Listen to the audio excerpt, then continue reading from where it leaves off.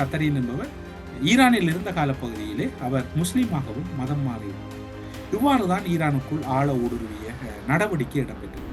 ஈரானின் மின் நிலையங்கள் தாக்கப்பட்டால் ஹார்மோஸ் ஜலசந்தியை முழுமையாக முடக்குவோம் என்று ஈரான் ஒரு எச்சரிக்கையை அமெரிக்கா, இஸ்ரேல் போன்ற நாடுகளுக்கு விட்டிருக்கிறது. கத்தரின் அவர்கள் ஈரானுக்குள் நுழைகின்றார். ராணுவ அதிகாரிகளோடு தான் முதலிலே அவர் செவ்வி காண்பதற்கு முயற்சி செய்கின்றார். அதன் பின்னர் குறித்த ராணுவ அதிகாரி மரணிக்கின்றார். ஒருவேளை டொனால்ட் ட்ரம்ப் கூறியது போன்று மின்சாரத்தை துண்டித்தால் அது பெரும் இழப்பாக மாறப்போகின்றது. ஒட்டுமொத்த உலகுக்கும் என்கின்ற ஒரு பெரும் துயரமான செய்தி தான் இதில் மறைந்திருக்கின்றது. ஈரானின் துணை பாதுகாப்பு அமைச்சரின் கருத்து என்னவென்று சொன்னால், ஈரானின் ராணுவ பலம் என்பது குறையவில்லை. அமெரிக்கா இஸ்ரேலுடைய தாக்குதல்களை முறியடிக்கின்றோம், அதற்கு எதிர் தாக்குதல் நடத்துகிறோம், நாங்கள் இன்னும் தாக்குதலை தொடங்கவில்லை என்று. ஸ்ரீ காளிமாதா ஜோதிடம். பிரபல ஜோதிடர் பண்டித் மகாராஜா. தொழில், காதல், திருமணம், குழந்தை பாக்கியம் மற்றும் மந்திர சூனிய பிரச்சனைகளுக்கு நிரந்தர தீர்வு. வெளிநாட்டில் இருக்கும் உங்களுக்காக இலங்கையில் இருக்கும் உங்கள் பெற்றோரின் ஆரோக்கியத்தை எங்கள் சொந்த பெற்றோரைப் போல அன்புடன் நாங்கள் பராமரிக்கின்றோம். மெடி பிளேஸ். லங்காஸ்ரீயின் கழுகு பார்வை நிகழ்ச்சியூடாக உங்களை சந்திப்பதில் மகிழ்ச்சி. ஒரு நாள் உங்களோடு சந்திப்பதற்கு வாய்ப்பு கிடைக்கவில்லை. என்ன இடம்பெற்றது என்று உங்களுக்கு தெரியாமல் இருக்கலாம். பல விடயங்கள் மனத்தியாலத்துக்கு மனத்தியாலம் மாறிக்கொண்டிருக்கிறது. பல விடயங்கள் கடந்து செல்லு கொண்டே இருக்கின்றது. ஆனாலும் அதிலும் கூட மிக முக்கியமாக பார்க்கப்பட வேண்டிய விடயங்கள் தொடர்பில் தான் இன்றைய நிலையில் பார்க்கலாம் என்று நினைக்கின்றோம். இந்த ஈரான் மீதான தாக்குதலின் மூளையாக செயற்பட்டது யார் என்கின்ற தகவல் எல்லாம் இப்போது பலரும் பல்வேறுபட்ட தளத்தில் பேசினாலும் கூட உத்தியோகபூர்வமாக ஈரானினுடைய ஊடகங்கள் ஒரு சில தகவல்களோடு உடன்பட்டு செல்லுகின்றன. அதில் ஒரு விடயம் கூறப்படுகிறது. ஈரானில் இருக்கக்கூடிய மிக முக்கியமான மூத்த இராணுவ தளபதி முதலில் படுகொலை செய்யப்பட்டதற்கு காரணம் பிரான்சில் இருந்து சென்ற ஒரு ஊடகவியலாளர். குறிப்பாக அந்த ஊடகவியலாளரின் பெயர்களை அவர்கள் கத்தரின் என்று விழிக்கின்றார்கள். அந்த ஊடகவியலாளருடைய வரவின் பின்னர் தான் ஈரானினுடைய பாதுகாப்பில் பெரும் ஓட்டை இடம்பெற்றது என்று கூறப்படுகிறது. இது ஈரானினுடைய ஊடகங்கள், அரசு ஊடகங்கள் நேற்றைய தினம் வெளியிட்டிருக்கக்கூடிய உத்தியோகபூர்வ செய்தியாக இருக்கின்றது. அது எவ்வாறு அதன் பின்னோட்டங்கள் அல்லது அதனுடைய நிலைப்பாடுகளை அவர்கள் உறுதிப்படுத்தினார்கள் என்று பார்த்தால், அலி லாரியானியினுடைய மரணத்தின் பின்னர் தான் சில விடயங்கள் அவர்களுக்குள்ளே தெளிவுபடுகின்றது. நாம் இந்த தளத்திலே பலமுறை கூறியிருக்கின்றோம். அயத்துல்லா அல் ஹமேனியினுடைய மரணமாக இருக்கலாம், அதன் பின்னர் தொடர்ச்சியாக இடம்பெற்றுக் கொண்டிருக்கக்கூடிய மரணமாக எல்லாம் அனைத்துமே அந்த ஈரான் நாட்டுக்குள் முழுமையான ஒரு புலனாய்வு கட்டமைப்பை இஸ்ரேல் அல்லது அமெரிக்கா செயற்படுத்தி கொண்டிருக்கிறது என்பதை நாம் இயல்பாகவே கூறிக்கொண்டிருக்கின்ற போது அதனை நேற்றைய தினம்தான் ஈரானுடைய அரச ஊடகங்கள் உத்தியோகபூர்வமாக ஒரு செய்தியாக வெளியிடுகின்றார்கள். இந்த பின்னணியில் தான் சில சம்பவங்கள் இடம்பெற்றது. அதனை நாங்கள் இப்போது அறிந்திருக்கிறோம். அலி லாரியானியினுடைய மரணத்தின் பின்னர் என்று அவர்கள் இப்போது குறிப்பிடுகிறார்கள். அவ்வாறு பார்க்கின்ற போது அந்த கத்தரின் என்ற ஊடகவியலாளர் பிரான்சை சேர்ந்தவர். அவர் ஈரானுக்கு செல்லுகின்றார். ஈரானுக்கு சென்று அங்கு முதலாவதாக செவ்வி எடுக்கின்றார், செவ்விகளோடு தொடர்படுகிறார். இந்த விடயம் எங்களுக்குள்ளும் நல்ல தொடர்புகள் இருக்கின்றது. எங்களுக்கும் இந்த விடயங்களுக்கும் இடையிலே சில சம்பவங்கள் தொடர்படுவதாக எம்மால் எண்ண தோன்றுகிறது. அதில் ஒன்றாக பார்க்கப்பட வேண்டியது, சமாதான கால பகுதியில் விடுதலை புலிகள் அமைப்பு என்பது அல்லது விடுதலை புலிகளின் கட்டமைப்பு என்பது யாரும் அணுக முடியாத, யாரும் அது தொடர்பிலே சிந்திக்க முடியாத அளவுக்கு ஒரு பெரிய ஒரு கட்டமைப்பாகத்தான் இருந்து கொண்டிருந்தது. சமாதானத்தின் பின்னர் ஏற்பட்ட உள்நுழைவுகள் அல்லது சமாதானத்தின் பின்னர் ஏற்பட்ட புது வரவுகள் அந்த கட்டமைப்பையும் கூட அசைத்துப்பாக முன்வைத்திருக்கின்றது. குறிப்பாக சொல்ல போனால் அதில் ஒரு முக்கியமான பகுதியாக இருப்பது கைத்தொலைபேசிகள். விடுதலை புலிகள் எங்கு நகர்ந்தாலும் ஒரு குறிப்பிட்ட அந்த யுத்தம் முக்கிரம் அடைந்த போது தந்திரோபாய பின்வாங்கல் வாங்குகின்ற போது அங்கிருந்து சில தகவல்கள் வெளிச்சென்றது உண்மை, அதில் மாற்றமில்லை. குறிப்பாக அதில் பெயர் குறிப்பிட்டு சொல்ல போனால் ஆழ ஊடுருவும் படையணி தமிழர் தாயத்தின் மீது ஊடுருவியதாக இருக்கலாம், அல்லது அதற்குள் சென்ற பல விடயங்களோடு அது தொடர்படுகிறது. அதற்கு தகவல்கள் வழங்கப்பட்டது. அதனையும் தாண்டி தங்களது சகோதரர்கள் அல்லது தங்களது உறவுகள் என்று சில கைத்தொலைபேசிகள் புலிகள் கட்டுப்பாட்டு பகுதிக்குள் அவர்களுடைய உறவினர்களுக்கு கொடுக்கப்பட்ட கை தொலைபேசிகள் கூட அன்றைய காலகட்டங்களிலே ஒரு இடங்களை அடையாளப்படுத்துகின்ற வகையிலே துல்லியமான தகவல்களை பெறக்கூடிய வகையிலும் அரசுக்கு இருந்ததை யாரும் மறக்க முடியாது. இப்போது அதே ஒரு நடைமுறைதான் ஈரான் பகுதியிலும் இடம்பெற்றிருக்கின்றது. கத்தரின் அவர்கள் ஈரானுக்குள் நுழைகின்றார். நுழைந்த பின்னர் அவருடைய செயற்பாடு என்பது இராணுவ அதிகாரிகளோடு தான் முதலிலே அவர் செவ்வி காண்பதற்கு முயற்சி செய்கின்றார். அது மட்டுமல்லாது அவர் அந்த இராணுவ கட்டமைப்பை சிலாகித்து பேசியதோடு அந்த இராணுவம் என்பது உலகில் வெல்ல முடியாத ஒரு இராணுவம் என்பதனையும் அவர் பிரெஞ்சு ஊடகங்களிலே வெளிப்படுத்தினார். அதன் பின்னர் குறித்த இராணுவ அதிகாரி மரணிக்கின்றார். அவர் அந்த மரணத்தின் பின்னர் அந்த நாட்டை விட்டு உடனடியாகவே வெளியேறுகின்றார். அது மட்டுமல்லாது கத்தரின் என்பவர் ஈரானில் இருந்த காலப்பகுதியிலே அவர் முஸ்லீமாகவும் மதம் மாறியிருந்தார். இவ்வாறுதான் ஈரானுக்குள் ஆழ ஊடுருவிய நடவடிக்கை இடம்பெற்றிருக்கின்றது. இது போன்று பல விடயங்கள் ஊடுருவப்பட்டிருக்கின்றன. ஈரானுடைய ஊடகங்கள் ஒவ்வொரு விடயங்களாக இப்போது வெளிப்படுத்த ஆரம்பித்திருக்கின்றன. அது மட்டுமல்லாது அமெரிக்க தரப்பில் ஒரு மிரட்டல் விடப்பட்டிருக்கின்றது.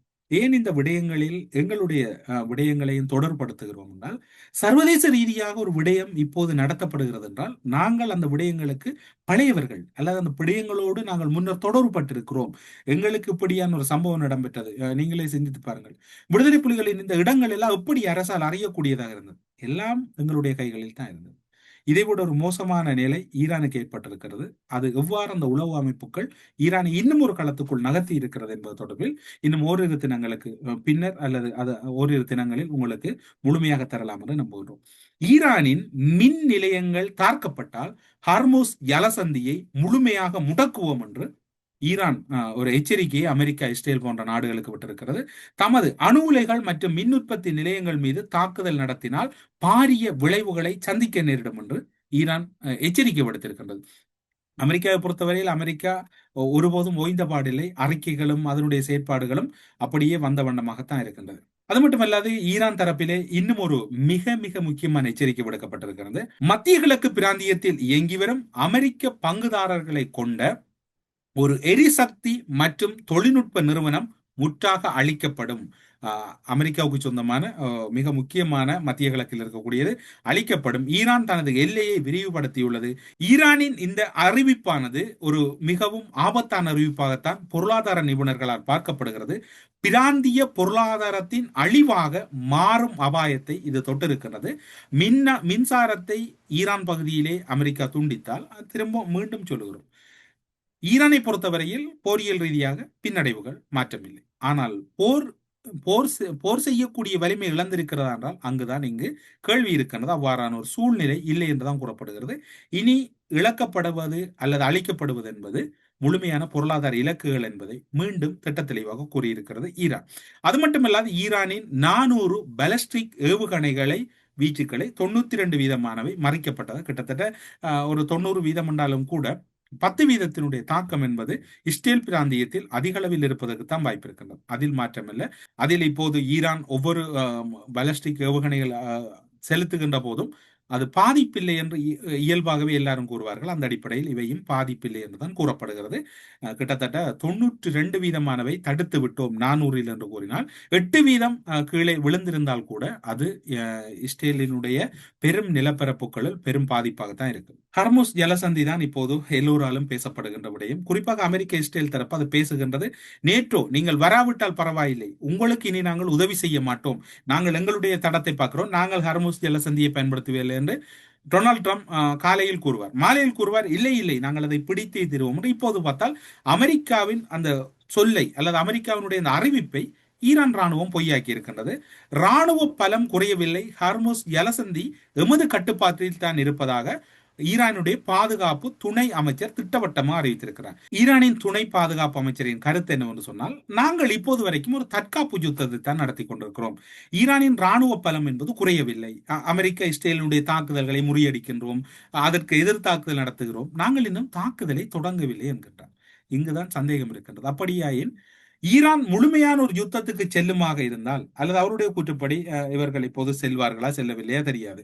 ஆனால் இவர் கூறுகின்றார் நாங்கள் இப்போது தற்காப்பு யுத்தத்தை நடத்துகிறோம் என்று. அப்படியாயின் தாக்குதலின் துல்லியம், அது மட்டுமல்லாது அதிகரிக்கும் தாக்குதலினுடைய திறன்களை பார்க்கின்ற போது யுத்தத்தின் ஆரம்ப வாரங்களுடன் ஒப்பிடுகையில் தற்போது IRGC-யின் தாக்குதல் ஏவுகணைகள் அல்லது பாலிஸ்டிக் ஏவுகணைகள், ட்ரோன் தாக்குதல்கள், கடலோர பகுதிகள், கப்பல் தூர தாக்குதல்கள் எல்லாம் பார்க்கின்ற போது IRGC என்பது இப்போது தாக்குதலில் ஒரு அதிகரித்த நிலையைத்தான் அடைந்திருப்பதாகத்தான் பார்க்கப்படுகின்றது. கடந்த தொடக்க கால வாரங்களில் ஒப்பிடுகையில் தாக்குதலின் தன்மை குறைவாக இருந்தது. இப்போது பார்க்கின்ற போது எதிர் தாக்குதலின் தன்மை அதிகமாக இருக்கின்றது. அப்படியே இவருடைய கூற்றுப்படி இந்த தாக்குதல் தன்மை அதிகரித்திருக்கிறதா என்கின்ற சந்தேகம் இருக்கிறது. ஹார்முஸ் ஜலசந்தி கட்டுப்பாடு மேலும் சர்வதேச சமூகத்தை பெரும் பதட்டத்துக்குள்ளாகி இருக்கின்றது. அந்த கட்டுப்பாடு என்பது பெரும் பதட்டத்துக்கும் பெரும் அச்சத்துக்கும் உள்ளாகி இருக்கின்றது. அமெரிக்கா இஸ்ரேலை பொறுத்தவரையில் அவர்கள் எப்படி தாக்குதல் நடத்துவார்கள், எப்படி நடத்துவார்கள் தெரியாது. ஒருவேளை டொனால்ட் ட்ரம்ப் கூறியது போன்று மின்சாரத்தை துண்டித்தால் அது பெரும் இழப்பாக மாறப்போகின்றது. ஒட்டுமொத்த உலகுக்கும் என்கின்ற ஒரு பெரும் துயரமான செய்தி தான் இதில் மறைந்திருக்கின்றது. அங்கிருந்த இயற்கை எரிவாயு நிலையங்கள் அல்ல வயல்கள் மீது இஸ்ரேல் தாக்குதல் நடத்தியது. அதன் வெளிப்பாடுகளை அவர்கள் மத்திய கிழக்கில் சேர்ந்தார்கள். இப்போது அதற்கு எதிரான நிலைப்பாடுகள் தான் தொடர்ந்து கொண்டிருக்கின்றது. என்ன நடக்கும் என்று தெரியாது. ஈரானின் துணை ராணுவ தளபதியின் இன்னும் ஒரு கூற்று இருக்கின்றது. பலம் குறையவில்லை. 20 வருடங்களாக சேர்த்து வைத்த ஆயுதங்கள் எம்முடன் பல சேமிப்பில் இருக்கின்றன. ஈரானின் ராணுவ பலம் குறையவில்லை. 20 வருடங்களாக சேமித்து வைத்திருக்கக்கூடிய ஆயுத கையிருப்பு என்பது எம்மிடம் இருக்கின்றது. எமது கண்டுபிடிப்புகள் இருக்கின்றது. ஈரானின் ராணுவ பலம் குறைந்ததாக அமெரிக்காவும் இஸ்ரேலும் நினைத்தால் அதற்கு நாங்கள் ஒன்றும் செய்ய முடியாது.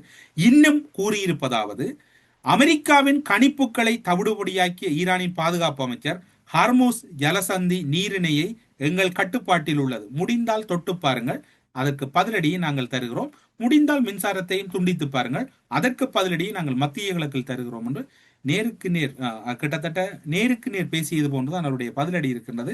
இது அவர்களை பொறுத்தவரையில் ஒரு பெரும் அச்சுறுத்தல் என்பதை விட உலகுக்கு அச்சுறுத்தலாகத்தான் இருக்கின்றது. டொனால்ட் ட்ரம்பை பொறுத்தவரையில் அவரும் நேற்று உறங்குவதற்கு முன்னர் நேற்றைய தினம் கூறிய விடயம் 48 மணி நேர காலக்கெடு. ஹார்முஸ் ஜலசந்தியை திறக்காவிட்டால் ஈரானின் மிகப்பெரிய மின் நிலையங்கள் தரைமட்டமாக்கப்படும். நீங்கள் எங்களோடு ஒத்து செல்லுங்கள், எங்களுக்காக நீங்கள் திறக்காது விட்டாலும் நாங்கள் கூறுகின்ற கூற்றுக்காவது நீங்கள் திறக்க வேண்டும், திறக்காது விட்டால் கடும் விலையை கொடுப்பீர்கள் என்று அவரும் ஒரு எச்சரிக்கையை தீர்க்கின்றார். 48 மணி நேர எச்சரிக்கை டொனால்ட் ட்ரம்பினுடையது. ஈரானுடைய புரட்சிகர ராணுவம் முடிந்தால் தடுத்து பாருங்கள், அல்லது முடிந்தால் நீங்கள் மின் நிலையங்கள் மீது கை வைத்து பாருங்கள், நாங்கள் பார்க்கிறோம் என்று கனரக ஆயுதங்களோடு ஈரான் தயாராக இருக்கின்றது. இனி என்ன நடக்கும் என்று தெரியாது. 48 மணி நேரங்களில் எச்சரிக்கையின் பின் ஈரானினுடைய முடிவு, அமெரிக்காவினுடைய முடிவு என்று எதுவும் தெரியாது. கழுகார் பறந்ததில் பல விடயங்கள் கிடைக்கப்பட்டிருக்கு. இன்றைய நாளில் கழுகு பார்வை மட்டுமல்ல, எல்லோருடைய பார்வையும் ஹார்முஸ் ஜலசந்தியில் தான் பதிந்திருக்கின்றது அல்லது ஆழமாக இருக்கின்றது. ஹார்முஸ் ஜலசந்தியை மையமாக வைத்து அமெரிக்கா ஒருவேளை தாக்குதல் நடத்த முற்பட்டால் அந்த தாக்குதலின் விபரீதம் பல திசைகளில் பலரையும் பாதிக்கக்கூடும். இப்போது இருக்கக்கூடிய சூழ்நிலை என்பது மிக மோசமான ஒரு நிலையைத்தான் உலகம் எட்டிக் கொண்டிருக்கின்றது என்ற தகவலோடு கழுகு பார்வை நிகழ்ச்சியிலிருந்து விடைபெற்றுக் கொள்கிறோம். நன்றி. ஸ்ரீ காளிமாதா ஜோதிடம். பிரபல ஜோதிடர் பண்டித் மகாராஜா. தொழில், காதல், திருமணம், குழந்தை பாக்கியம் மற்றும் மந்திர சூனிய பிரச்சனைகளுக்கு நிரந்தர தீர்வு.